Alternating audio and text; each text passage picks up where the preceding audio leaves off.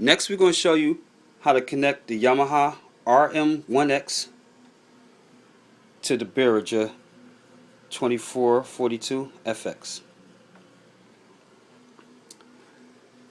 Now, the Yamaha RX15 is already pre-connected into Fruity Loops. I have it running MIDI to USB, so that way I can control different sounds.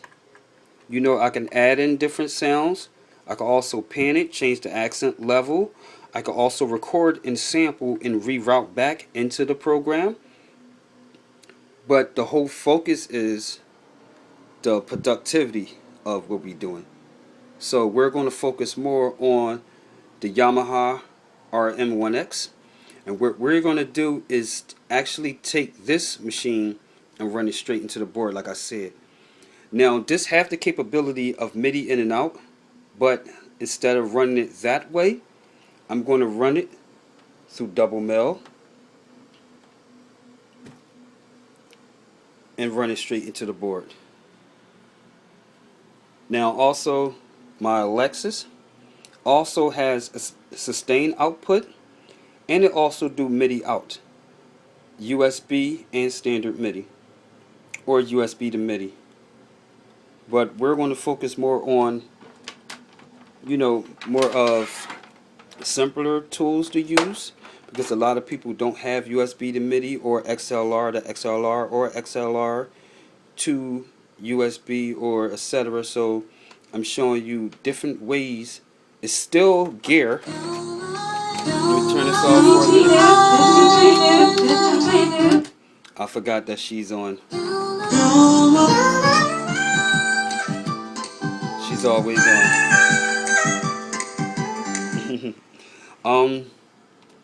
Back to what I was saying. So we're going to use a standard double male cord. And what we're going to do, we're going to run the male cord from the headphone jack. Because as you see, it has a headphone jack. It has a double output, which is left mono to right output, which can be switched to stereo. It has the foot pedal option and the contrast. What we're going to do, we're going to run it through the headphones straight into the board. So what you want to do, you want to take one end of the cord, go into the back of the board, connect it to the headphone port, and you want to run it into your insert port of track 2. Now, you also have line ins, because just because you have an insert port don't mean it don't give you the other option, because I can run an instrumental and then line 1 I can also run my guitar and also use a mic on here, which my board has a preamp because it has a built-in phantom box.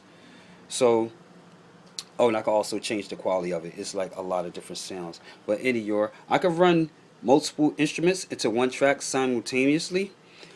But when you go to mix them down, it makes it real hard to determine which needs to be which way. So when you take out from one instrument or from the microphone, you take it out from the other and vice versa. So like I said, we're going to run it into multiple tracks. So what you want to do is run the chord into insert 2 so it can be on its own track on track 2.